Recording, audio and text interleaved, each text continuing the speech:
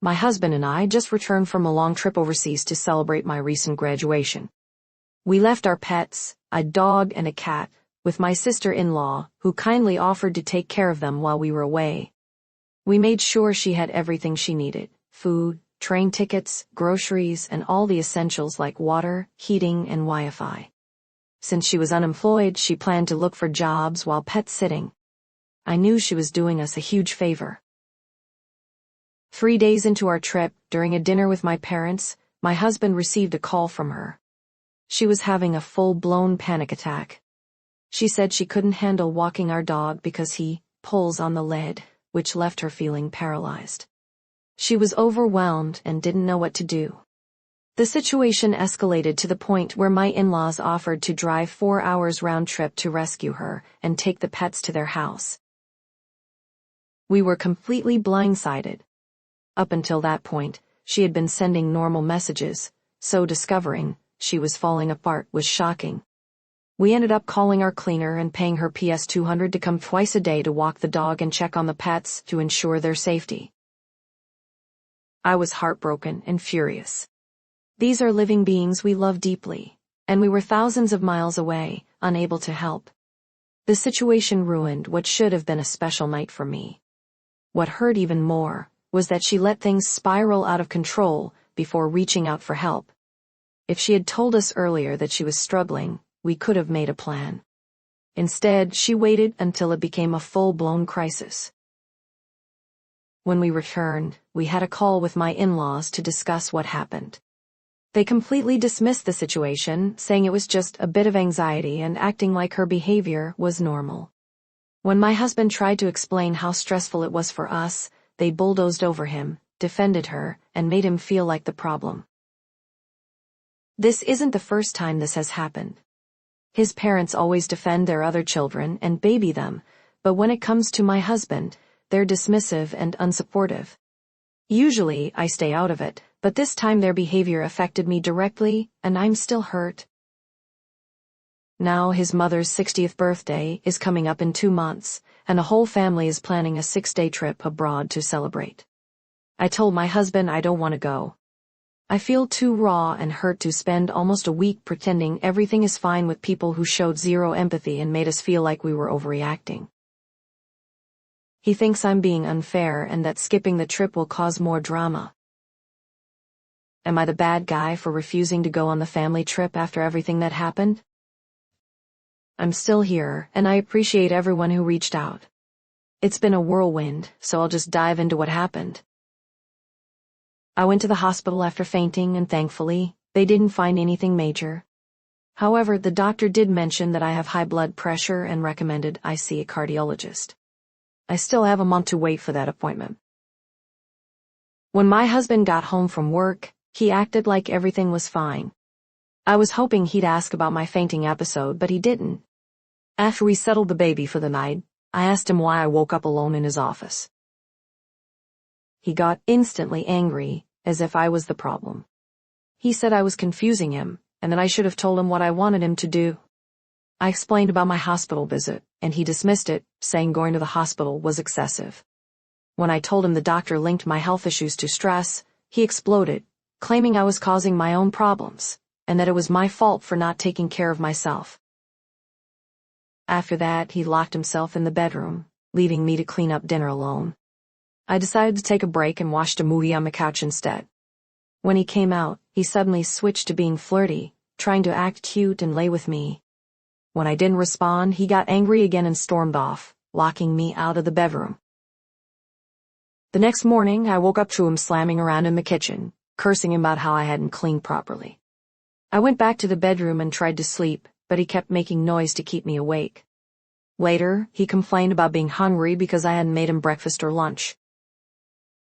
I took a break from everything that day. I didn't work or focus on the house. I just spent time with our baby. We went to the park and the library.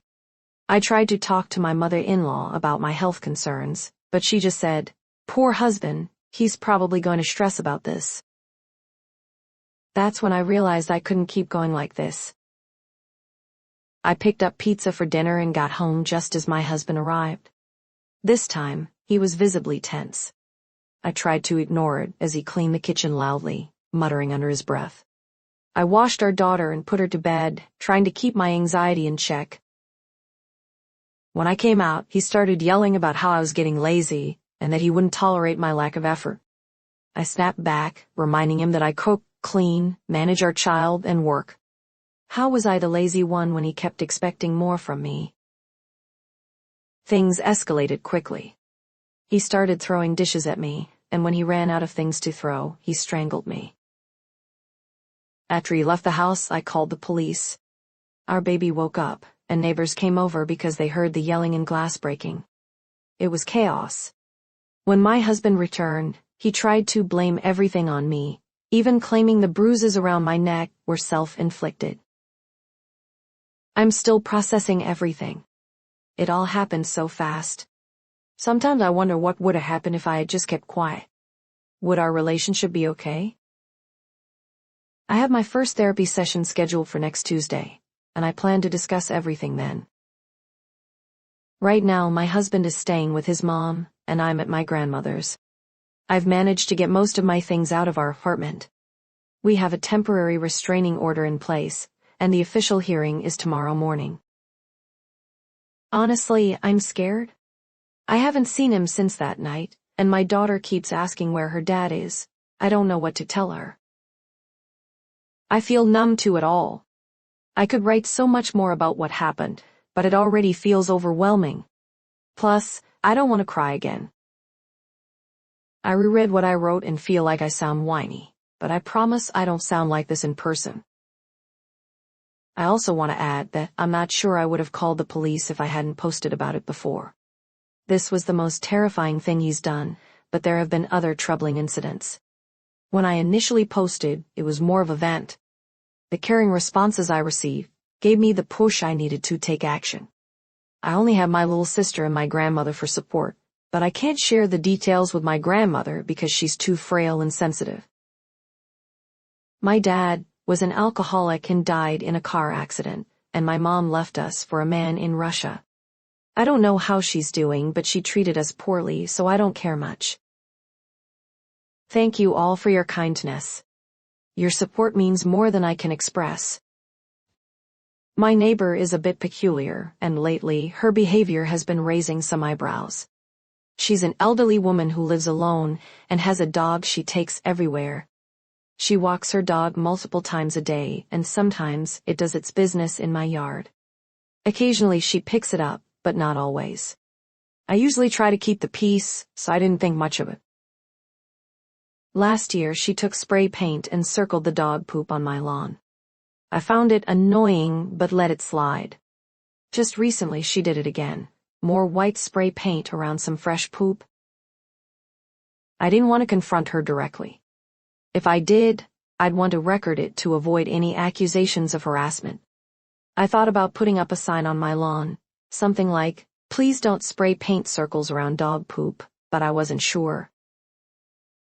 What would you do in this situation?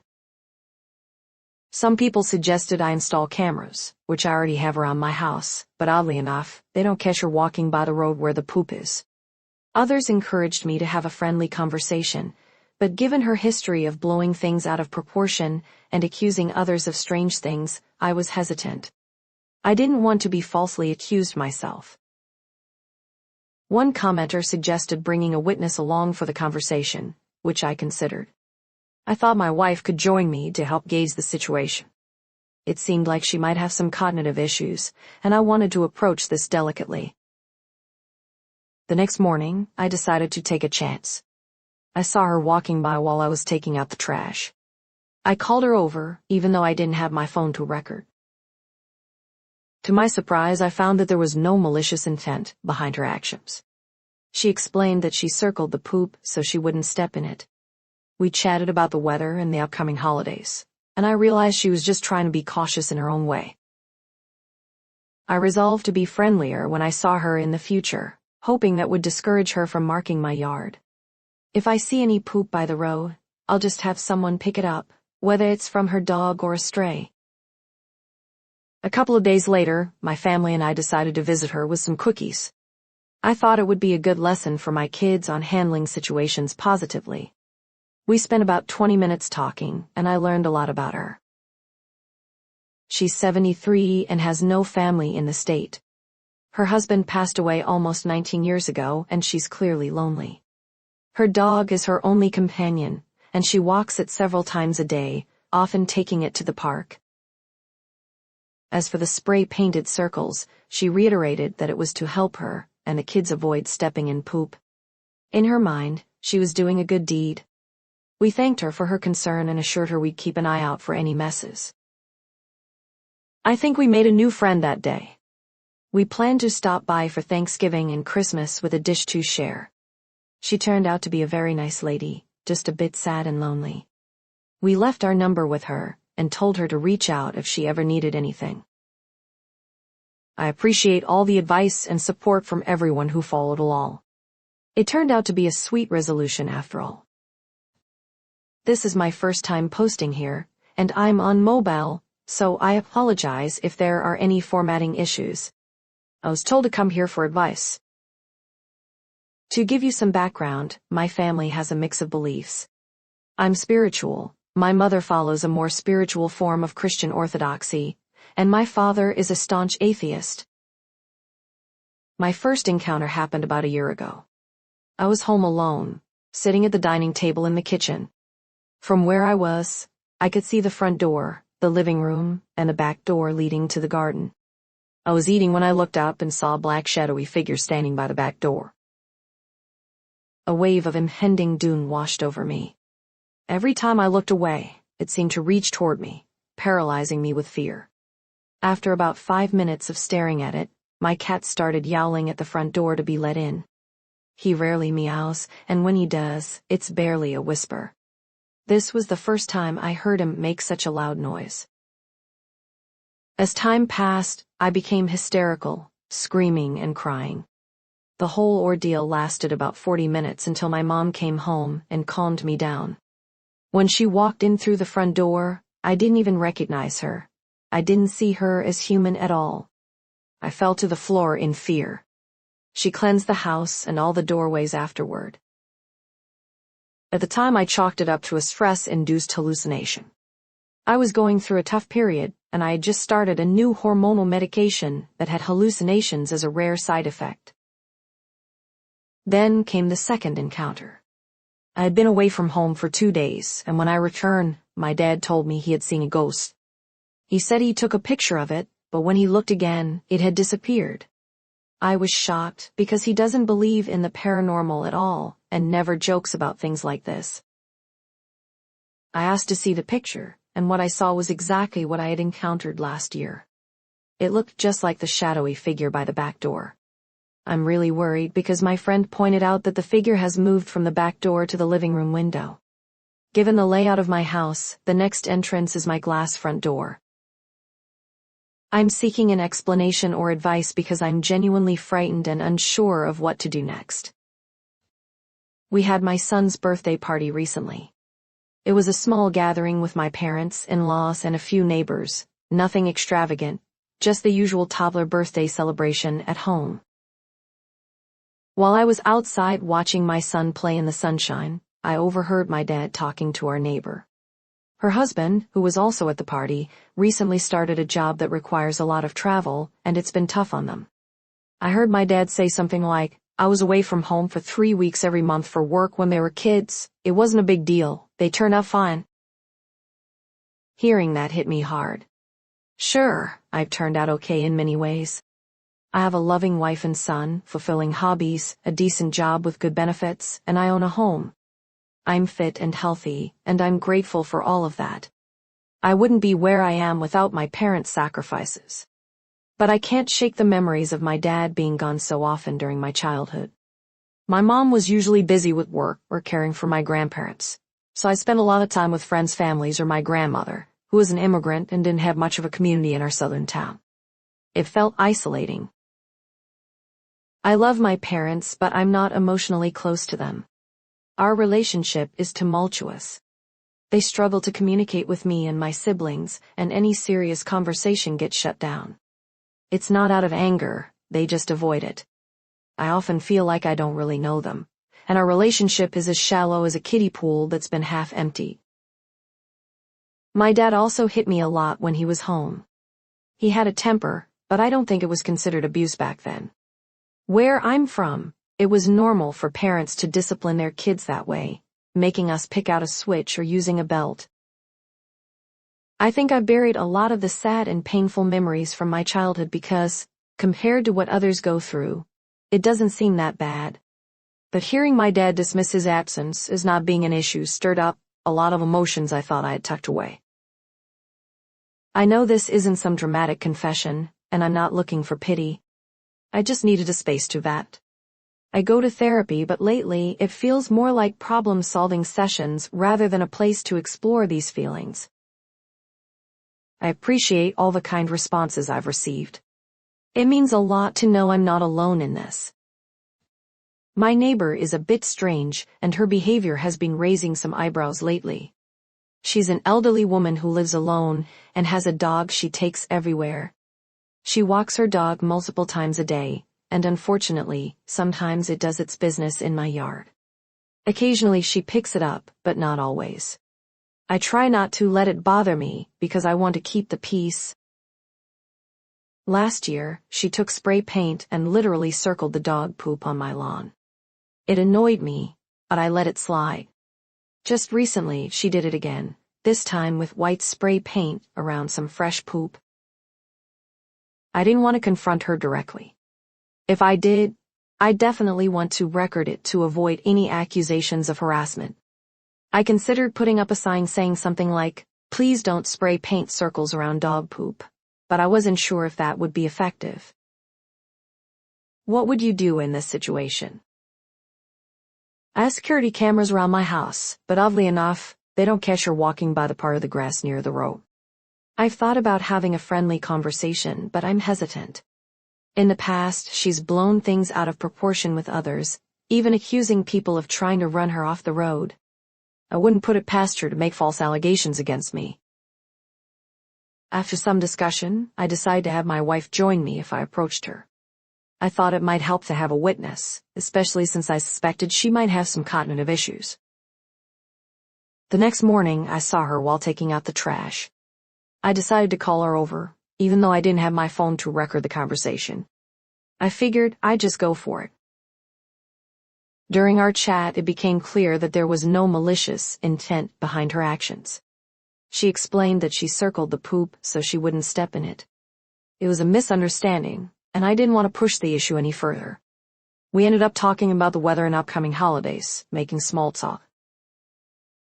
I realized I should be more friendly when I see her in the future. If I notice any poop by the road, I'll make sure to have someone pick it up, whether it's from her dog or a stray. I just want to keep my yard clean. A couple of days later, my wife, kids, and I decided to visit her with some cookies. We thought it would be a good lesson for our kids on handling situations positively. We sat down with her for about 20 minutes and learned a lot. She's 73, has no family in the state, and her husband passed away nearly 19 years ago. It was clear she's quite lonely, with only her aging dog for company. She walks her dog several times a day and takes it to the park a few times a week. As for the spray-painted circles, she reiterated that it was to help her and the kids avoid stepping in the poop. In her heart, she thought she was doing a good thing. We thanked her for her concern and assured her we'd keep an eye out. In reality, we'll just make sure to scoop it up if we see any.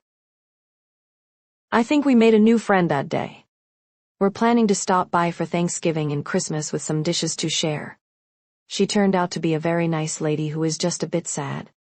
We even left our number with her, telling her to call if she ever needs anything. Thanks to everyone who followed along and offered suggestions. I have a younger brother who's 15, and he's a big dude who sleeps through his alarm every morning. I usually wake him up, but lately he's been cranky about it. We have to be up by 7 and leave for the bus around 7:50, so there's not much time to spare. Today, I decided to pretend I forgot to wake him. I left the house and figured I'd wait for the inevitable text from my parents or him saying I forgot. I plan to act all apologetic and remorseful. It's now 9:45, and I'm curious how long he'll sleep in. My parents know it's not my job to make sure he gets up, but I usually do it anyway, just not today. Call me petty, but I'm grinning as I wait for the chaos to unfold. Not long after, I got 2 messages on WhatsApp. I couldn't check them during class due to school rules, which only made me more excited. This was better than Christmas. Update. A lot of you wanted to know what happened, so here's the scoop. Shortly after my original post, my brother finally woke up. I was bombarded with messages on WhatsApp, but I couldn't read them without risking trouble at school. The anticipation was thrilling. My mom messaged me asking why he was still home, and both my dad and brother wanted to know why I hadn't woken him up. I played my part perfectly, acting like the remorseful older brother. Despite being the oldest, I somehow managed to come off as innocent. I apologized to all 3 of them, and my mom reassured me it wasn't my fault he couldn't get up on time. My dad said it was okay, while Z sent me a photo of himself looking less than pleased. I even had a decent excuse ready. My morning routine had changed, and I'd forgotten to let my dog back in. Don't worry, Tucko is fine and it's not too cold right now. He'll get a treat when I get home. Some comments suggested I keep up the act of being a caring older brother and mention that I won't be waking him up anymore since I'll be heading off to college soon. I waited patiently for second period to end so I could message the family group chat about it. Here's how that went down. Scene, family group chat, 11:37 am. Me, hey, I'm really sorry again for forgetting to wake Z. I changed my routine and think I left my brain in bed, lol. But it's also not my responsibility. Z needs to stop relying on me because I told you all I would forget, and I did. Also, what's college going to be like? Z, do you not have an alarm set? Mom, I agree with you. We appreciate your help, but it's not your responsibility. You did nothing wrong. Me, thanks, Mom. I just feel a bit guilty, I suppose. Izzy, do you not have an alarm set? You should get one because I'm tired of waking you up. I think I'm gonna stop doing it. You'll never learn if you keep relying on me. Silence followed for a while. Z seemed to be unable to check his notifications, and my dad was pretty much absent throughout the day. Meanwhile, I was happily eating my sandwich and granola bar, scrolling through the comments on my post. Z, I do have one set. It's really loud. Me, I don't hear it in the mornings. Z, you should, Elmao. It's insanely loud. I don't know why I sleep like a bug after it. Me, well, you better get less snud. I recommend setting at least 3 to 5 alarms. Remember when you thought my 10-minute alarms were dumb? Dad, we'll figure it out and find a better alarm. This isn't the first time we're talking about this. And that's where it stands. I don't have to wake Z up anymore, and he's going to get a better alarm. If we talk more later, I'll update again, but I'm pretty satisfied with how things turned out. I'm honestly fascinated that so many of you enjoyed my little act of rebellion. Definitely a confidence booster. Love you all. Edit. I appreciate your concern for my brother, but you don't know him or our medical history. You can't diagnose him based on one post. He doesn't have sleep apnea, he's just a heavy sleeper. Thanks for the concern, but you're not medical professionals. Even if you were, you'd at least need to know what he looks like. Second edit. I used Reddit on my school Chromebook. WhatsApp is a phone-only app, so that's why I couldn't check it during class. My Chromebook was fine. Hope this clears things up.